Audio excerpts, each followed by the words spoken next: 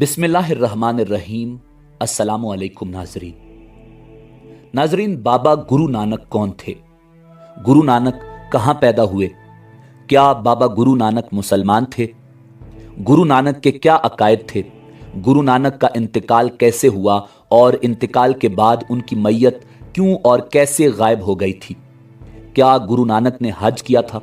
गुरु ग्रंथ किसे कहते हैं और सिख करतारपुर से क्यों मोहब्बत करते हैं? यही हमारी आज की वीडियो का मौजू होगा।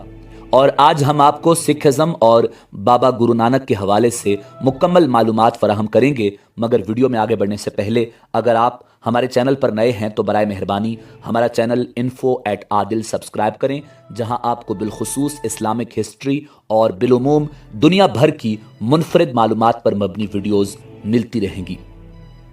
नाजरीन, 15वीं सदी में पंजाब में पैदा होने वाला ये मजहब, जिसे सिखिज़्म कहते हैं, खुदा की वहदानियत का कायल है और बाबा गुरु नानक की तालीमात पर अमल करता है, जो कि किताब की सूरत में इनके पास मौजूद है, जिसे गुरु ग्रंथ साहिब कहा जाता है। इस मजहब के मानने वालों की कुल तादाद तकरीबन 30 मिलियन से ज्यादा है और ये दुनिया की आबादी का तकरीबन 0.21% हैं। सिख मजहब के पैरोकार पाकिस्तान और भारत समेत दुनिया भर में पाए जाते हैं। नाजरीन, सिख मजहब की बुनियाद बाबा गुरु नानक ने रखी थी। बाबा गुरु नानक पंजाब में तलोंडी नामी गांव, जिसे अब ननकाना साहिब कहा जाता है, में साल 1469 को पैदा हुए। आपके वालिद मेहता कालू पटवारी थे और वालिदा तरतिपा दोनों ही हिंदू थे। नाजरीन, बाबा गुरु नानक की पैदाइश पर खानदान के पुरोहित हरदयाल ने जब उनका चेहरा देखा तो उसने हाथ जोड़कर बाबा गुरु नानक को नमस्कार किया और नानक की जन्मपुत्री देखकर कहा कि हिंदू और मुसलमान दोनों ही इसकी तारीफ के गीत गाएंगे।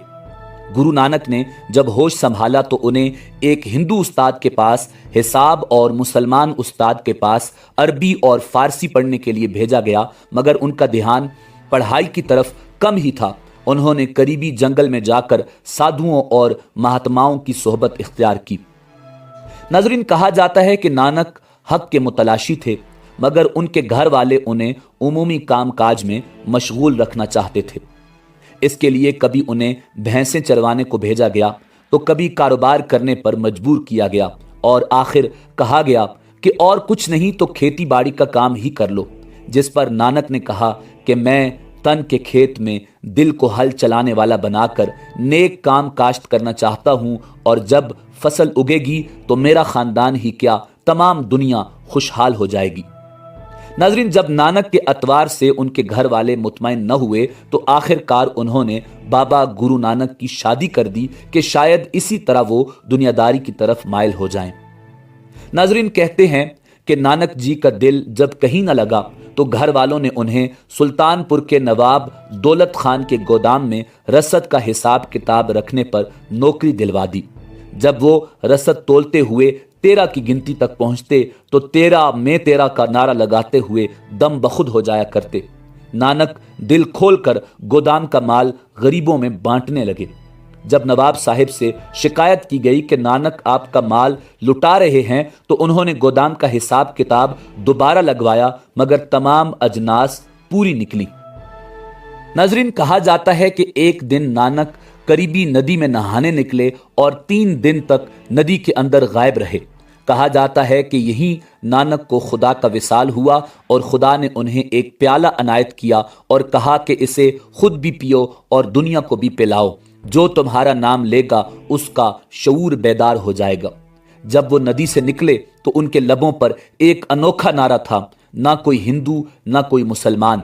शहर में एक हंगामा बर्पा हो गया कि ये कौन है जो मुसलमानों की हुकूमत में और हिंदुओं के शहर में दोनों की तौहीन कर रहा है।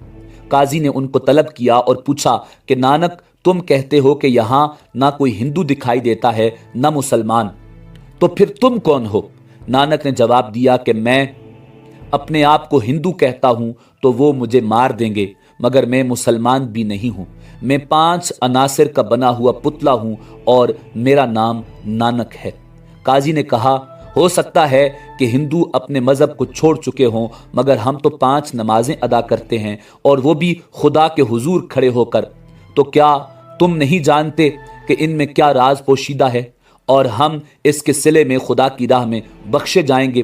جس پر نانک نے جواب دیا کہ میں بھی دن میں 5 وقت کی نماز ادا کرتا ہوں، ایک سچ کی، دوسری حق حلال کی کمائی کی، تیسری خدا کے فضل و کرم کی، چوتھی نیت اور ایمانداری کی، اور پانچویں خدا کی حقیقی یاد کی۔ ان سے عظیم تر کوئی نماز نہیں ہو سکتی۔ قاضی نے کہا کہ میرے ساتھ نماز پڑھ کر دیکھو، تمہیں خود ہی فرق معلوم ہو جائے گا۔ نانک نے کہا مجھے منظور ہے۔ جب قاضی نماز کے لیے کھڑے ہوئے تو نانک ایک طرف ہو کر مسکرانے لگے۔ جب نماز ختم ہوئی تو قاضی نے نواب سلطان پور سے شکایت کر دی کہ جب ہم نماز ادا کر رہے تھے تو نانک ہم پر ہنس رہا تھا۔ نانک نے جواب دیا کہ نواب صاحب، جب قاضی صاحب نماز ادا کر رہے تھے تو ان کا دھیان اپنی گھوڑی کی طرف تھا جس کے ہاں نیا بچہ ہوا ہے۔ جب قاضی صاحب کو اندیشہ تھا کہ گھوڑی کا بچہ کہیں کنویں میں نہ گر جائے تو وہ نماز کے لیے کھڑے ہو گئے۔ یہ کہہ کر نانک جی وہاں سے چل دیے۔ نواب صاحب نے بہت کہا کہ ملازمت جاری رکھیں، مگر نانک نے کہا کہ وہ اب اس کے ہاں ملازمت نہیں کریں گے، بلکہ وہ اس کے ہاں ملازمت کریں گے جس کے ہاں تمام کائنات ہاتھ باندھے کھڑی ہے۔ یہ کہہ کر بابا گرو نانک نے مردانہ کو، جو وہاں ان کا مرید ہوا تھا اور رباب بجایا کرتا تھا، ساتھ لیا اور جنگل کی طرف چل پڑے۔ نانک جی جنگلوں آبادیوں میں گھومتے رہے۔ ان کا نام اب گرو کے نام سے مشہور ہو چکا تھا۔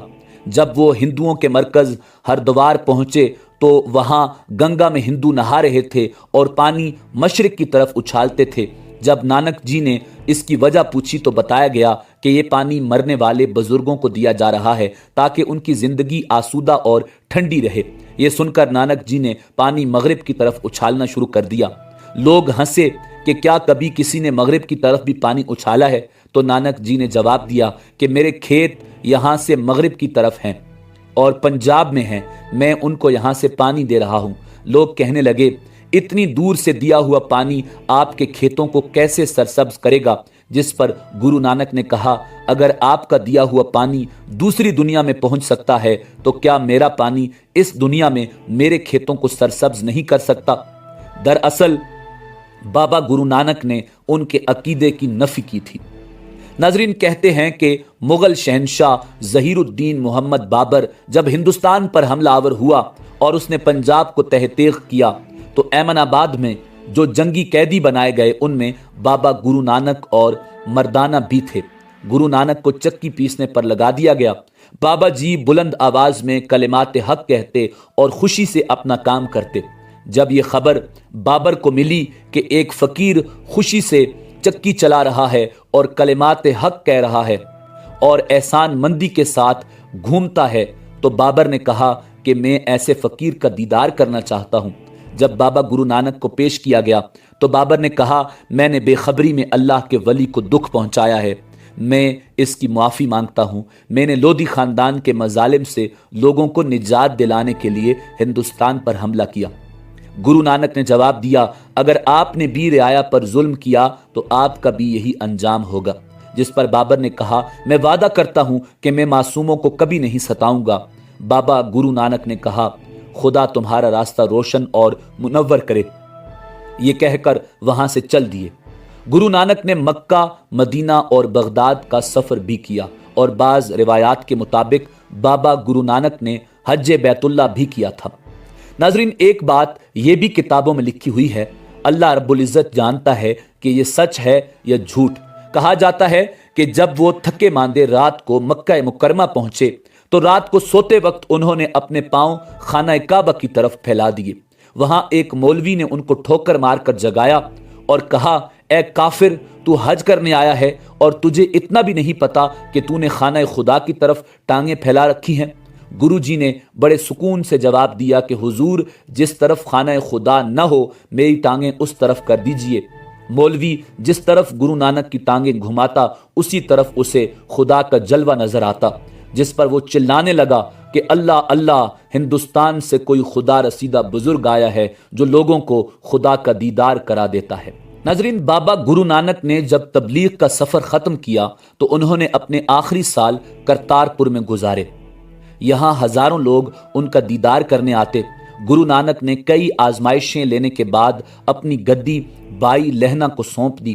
اس کے بعد انہوں نے اپنے خاندان اور خادموں کو جمع کیا اور خدا کی حمد و ثنا بیان کی۔ پھر تمام مجمع نے ایسا ہی کیا۔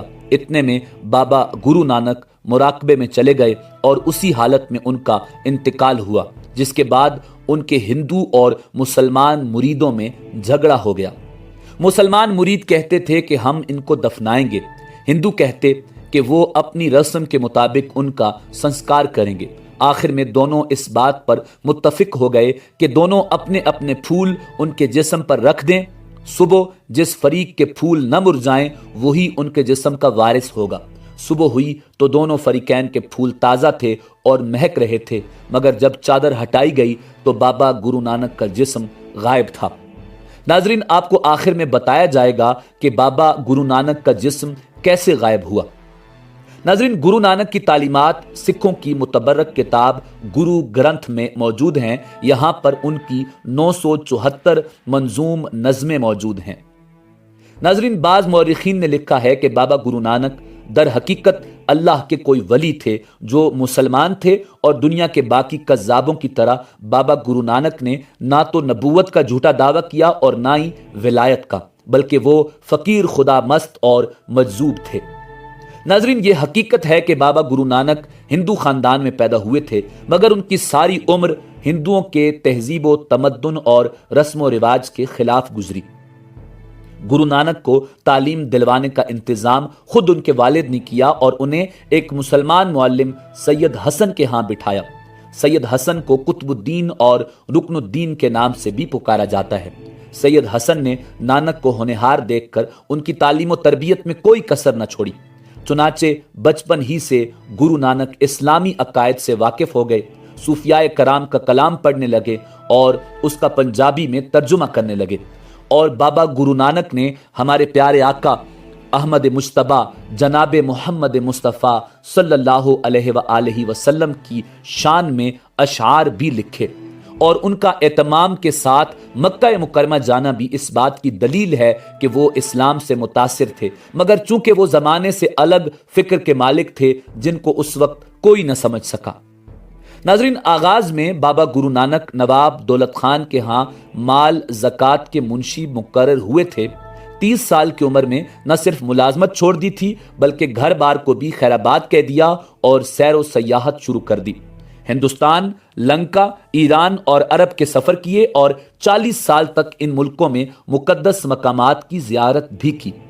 حضرت بو علی قلندر پانی پتی علیہ رحمہ کے پاس ایک مدت تک رہے۔ ملتان کے مشہور بزرگ حضرت بہاؤالدین زکریا ملتانی علیہ رحمہ کے مزار پر حاضری دی۔ حضرت غوث العظم سیدنا شیخ عبد القادر جیلانی علیہ رحمہ اور حضرت مراد علیہ رحمہ کے مزارات پر چلہ کش ہوئے۔ شہر کے باہر جنوب مغرب میں ایک قبرستان سے ملحقہ چار دیواری میں آج بھی آپ کا چلہ مرجع خلائق ہے۔ اجمیر شریف میں حضرت خواجہ معین الدین چشتی علیہ رحمہ کے مزار پر 40 دن چلہ کیا۔ بمقام سرسا حضرت شاہ عبد الشکور علیہ رحمہ کی خانقاہ پر 40 دن ٹھہرے۔ اس خلوت خانہ کا نام آج بھی چلہ بابا نانک ہے۔ حسن ابدال ضلع اٹک کی پہاڑی پر حضرت بابا ولی کندہاری علیہ رحمہ کی بیٹھک پر حاضر ہوئے اور ٹھہرے۔ پاک پتن شریف میں حضرت شیخ فرید الدین گنج شکر علیہ رحمہ کے مزار پر خلوت نشیں ہوئے۔ حضرت ابراہیم فرید چشتی علیہ رحمہ جو حضرت بابا فرید الدین گنج شکر علیہ رحمہ کی 12ویں پشت سے تھے، کی تعلیم سے از حد متاثر تھے۔ گرو نانک کے کلام کے مجموعہ کا نام گرنتھ صاحب ہے، جو حضرت ابراہیم فرید چشتی علیہ رحمہ کی شاعری سے لبریز ہے۔ بعض کا خیال ہے کہ یہ بھی حضرت بابا فرید الدین گنج شکر علیہ رحمہ کا کلام ہے، جس کے ہر شعر کے آخر میں فرید تخلص آیا ہے۔ گرو نانک کا ورد ہمیشہ ہو رہا۔ آپ پر ایک ایسا وقت بھی آیا کہ آپ عالم استغراق میں چلے گئے، جس کی وجہ سے نماز روزے کی پابندی نہ کر سکے اور نہ ہی آپ کو حجامت بنوانے کا ہوش رہا۔ چنانچہ آپ کے پیروکاروں نے بھی نماز روزہ کی پابندی کو ضروری نہ سمجھا اور حجامت کو بھی بالکل ترک کر دیا۔ چنانچہ یہاں سے ہی ہندوؤں کے الگ تھلگ ایک نئے فرقے سکھوں کی بنیاد پڑی۔ नाज़रीन, सिख हजरात ये तस्लीम करते हैं कि बाबा गुरु नानक हज बैतुल्ला के लिए मक्का मुकरमा भी गए थे। बाद अज़ां बगदाद शरीफ हज़रत गौसुल आज़म शेख अब्दुल कादिर जिलानी अलैहि रहमा की बारगाह में भी हाज़िरी दी। बगदाद शरीफ से आपको एक चुग़ा मिला था जिस पर कलिमा तैयबा, कुरानी आयात, सूरह फातिहा, सूरह इखलास, सूरह नसर, आयतुल कुर्सी और अस्माउल हुस्ना दर्ज हैं। ये चोला डेरा बाबा नानक जिला गुरदासपुर में आज भी मौजूद है। बाबा गुरु नानक ने अपनी जिंदगी के आखिरी हिस्से में दरियाए रावी के किनारे करतारपुर का एक कस्बा आबाद किया जो आजकल तहसील शकरगढ़ में दरबार साहिब के नाम से मशहूर है, और अपने घर के मुत्तसिल एक मस्जिद तामीर करवाई और उसमें नमाज पढ़ाने के लिए एक इमाम भी मुकर्रर किया था। नाज़रीन, बाबा गुरु नानक इस्लामी इबादात, नमाज, रोज़ा, ज़कात, हज और कलमा तैयबा और आज़ान की हक़ानियत और अहमियत से बखूबी आगाह थे। अल्लाह रब्बुल इज़्ज़त की वहदानियत और पैगम्बर इस्लाम नबी आखिरुज़्ज़मा हज़रत मोहम्मद सल्लल्लाहु अलैहि वसल्लम की रिसालत पर कामिल एतकाद रखते थे। मुसव्विर पाकिस्तान डॉक्टर मोहम्मद अल्लामा इकबाल ने गुरु नानक के पैगाम तौहीद की कैफियत को यूं वाज़े किया है, फिर उठी आखिर सदा तौहीद की पंजाब से, हिंद को एक मर्द कामिल ने जगाया ख्वाब से। नाज़रीन, अफसोस कि सिख हजरात बनावटी रस्मों, शिरकिया अफ़आल और गलत फहमियों में पढ़कर सिरात मुस्तकीम से बहुत दूर जा पड़े हैं, जिसकी तरफ बाबा गुरु नानक ने रहनुमाई की थी और जिस पर आपकी तालीमात हैं। ये हकीकत भी निहायत दिलचस्प और ईमान अफरोज़ है कि बाबा गुरु नानक ने एक कुलिया के तहत हुरूफ अबजद से ये साबित किया था कि कायनात की हर चीज़ जनाब हज़रत मोहम्मद सल्लल्लाहु अलैहि वसल्लम के नूर से मुनव्वर है। नाज़रीन, बाबा गुरु नानक की मैयत गायब कैसे हुई थी? इस हवाले से मौरिखीन ने लिखा है कि रात को कुछ मुसलमानों ने बाबा गुरु नानक की मैयत को उठाया और चुपके से नमाज जनाजा अदा करके किसी नामालूम मकाम पर आपको दफन कर दिया। नाजरीन, इसी उम्मीद के साथ इजाज़त दीजिए कि आपको हमारी वीडियो पसंद आई होगी। मिलते हैं बहुत जल्द एक नई तारीखी, तहकीकी और मालूमाती वीडियो के साथ। देखते रहिए info@adil। अल्लाह रब्बुल इज़्ज़त आपका हामी व नासिर हो।